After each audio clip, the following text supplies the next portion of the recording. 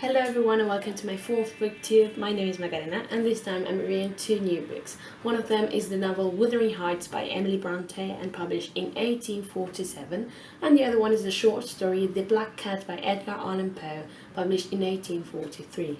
As I always do, this video will be divided into two different parts, one part for each story. The part for Wuthering Heights will consist of a summary of the story, plus a comparison and contrast between Edgar, Linton and Heathcliff, which are two of the main characters of the story.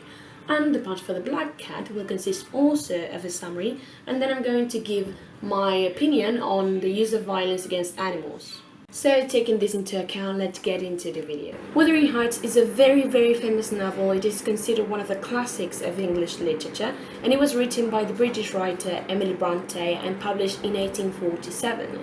This is her only finished novel, and it has had many filmographic adaptations throughout the years. The story begins in 1801 when Lockwood rents Thrushcross Grange to Heathcliff and goes visiting him at his manor Wuthering Heights. There he also meets Cathy, Joseph and Hareton, very morose people. Because of the snowing night, he is forced to spend the night at Wuthering Heights and come back to his house the following day. And inside the room in which he is going to sleep, he finds a diary that belonged to Catherine Earnshaw, a previous inhabitant at the house. And then he has a nightmare in which he sees Catherine's ghost trying to enter through the window. Back home, Lockwood falls ill and consequently becomes bedridden. So in order to know a bit more about the Earnshaws family, Ellen Nellie Dean, his housekeeper, tells him their story, which goes like this. 30 years earlier, the Earnshaws family was conformed of father and mother, Mr. and Mrs. Earnshaw, with their two children, Hindley and Catherine. On a travel to Liverpool, Mr. Earnshaw found a homeless, gypsy-like boy which he adopted, named Heathcliff and raised with his own children.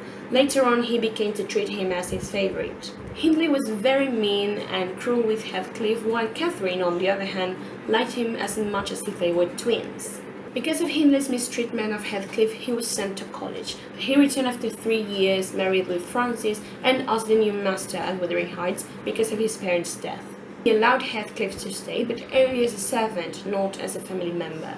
A few months after Hindley's return, Catherine and Heathcliff went to Thrushcross Grange to spy on the Lintons, but suddenly a dog attacked Catherine and bit her. This made the Lintons want to let her in to take care of her, sending Heathcliff home. 5 weeks later, Catherine returned as a good-looking lady and laughed at Heathcliff's appearance. The next day, the Lintons visited them, and Edgar and Linton made fun of Heathcliff, who was later locked in the attic where he vowed revenge on Hindley.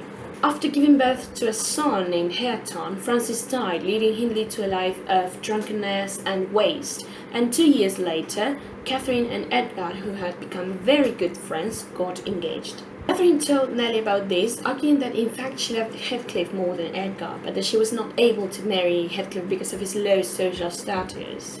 It turned out that Heathcliff had heard part of that conversation, so he fled the house without an explanation, which made Catherine fall ill on looking for him. Finally, Catherine and Edgar got married, and unexpectedly, after 3 years, Heathcliff returned as a very wealthy gentleman. This made Isabella Linton, Edgar's sister, fall in love with him. So as part of Heathcliff's revenge on Catherine and Edgar, they began a relationship.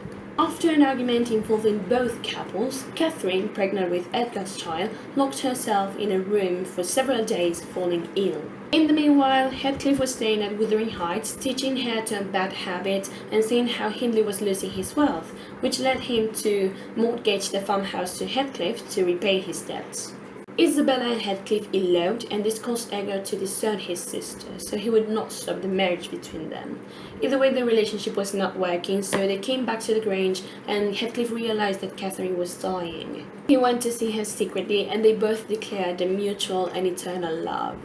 Then she gave birth to a daughter, Cathy, and later died, so Heathcliff begged her ghost to haunt him till death.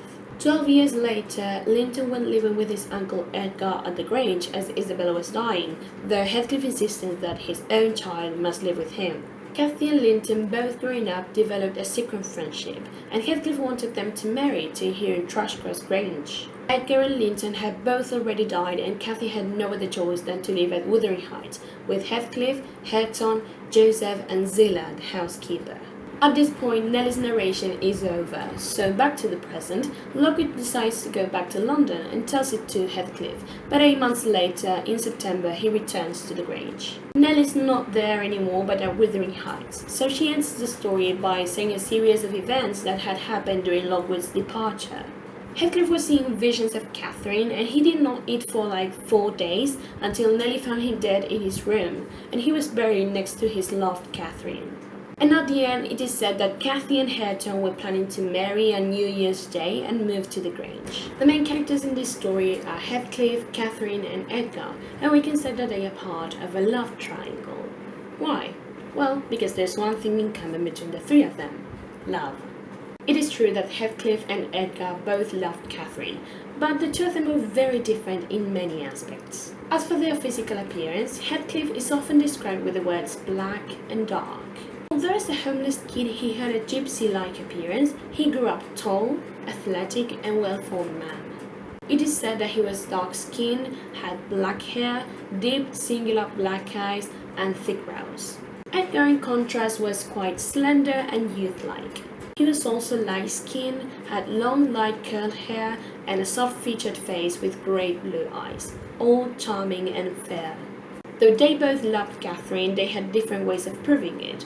While Heathcliff was very wild and jealous and vindictive, Edgar was soft and patient and caring. For example, when Catherine fell badly ill, Heathcliff blamed her because of her unstable health and for causing pain upon him, yet Edgar nursed her patiently and lovingly. And another aspect in which they differ is on their ways of raising their children. Not only Heathcliff did not raise his own child, but also in some way he raised Hareton after Hindley's death, teaching him bad habits and manners, whereas Edgar raised Cathy as the lady, delicate and well-mannered, and also trying to cover both parents' place, as Catherine was already dead. Thus, Heathcliff and Edgar are characters with very different qualities and characteristics, but somehow they both experience the same things and situations. The thing is that, as a result of their own behaviors, they manage them differently. The Black Cat is a short story written by the American writer Edgar Allan Poe and published in 1843. It is included in the collection Tales by Edgar Allan Poe, published in 1845. The story is about a man's narration the day before his death. Since he was very little, he was an animal lover and had a great variety of pets. This was his principal source of pleasure. When he married at a young age, his wife agreed with this idea of him, so they owned many pets, including a goldfish, rabbits, a dog, a monkey and a black cat, a large, beautiful and entirely black cat whose name was Pluto. It was by far his favorite pet. It followed him to every corner of the house every day for several years. The man turned himself unconsciously into an alcoholic and bad-tempered person, and he began to maltreat the animals except for Pluto, until the day he felt that the cat was avoiding his presence, so he grabbed a knife and cut one of the cat's eyes. Not long after, and with a feeling of perverseness, he finally murdered the cat, hanging it from a tree in his garden. That same night, his house caught fire and burned down, and although he survived along with his servant and his wife, they lost everything. The next day, he noticed in the only wall left an image of a gigantic cat with a rope around its neck. Another day, he saw a black cat almost exactly like Pluto, but with a white spot in its chest. That cat followed him, and his wife adopted it, and slowly that white spot took the shape of the gallows. The man attempted to kill it with an axe, but instead he killed his wife. With the cat gone and with the body hidden behind the cellar wall, that night he slept peacefully for the first time in ages. The police came, and he did not feel guilty at all. In fact, he was convinced that his wife's body would never be found. But then a strong noise from within the tomb was heard, and the police pulled the wall down and found the body and the black cat staring at the narrator with its one eye. If you believe that God has created animals for the good of the man, as I do, then ask me, why does violence against them exist? There's nothing more unfair and cruel than using an animal as a lab rat. It is a fact that, for example, makeup used to be tested in animals, or that pig skin was used to practice tattoos, but what is the point in that? What is the point in having a poor animal locked, without food, without water, and just for using them? It is said in the book, perverseness is one of the primitive impulses of the human heart. But with heart, does a person who abuses an animal have a heart? Not to say that there are almost no laws that protect animals, and this is also a type of violence. Veganism has also been promoted this past years, and its principal idea is that they don't want animals to suffer or to be killed. I do not completely agree with this idea because, as I said, I think God created them for that. But for example, I sometimes see videos in which people treat animals as if they were garbage, and it moves my heart. I can't believe such violence exists. Taking everything into account, animals are to be free and happy as much as we do. And of course, there should not exist any form of violence, but less so violence against animals. So this is all for this booktube. I really hope you enjoyed it and that it's been useful for you. Bye!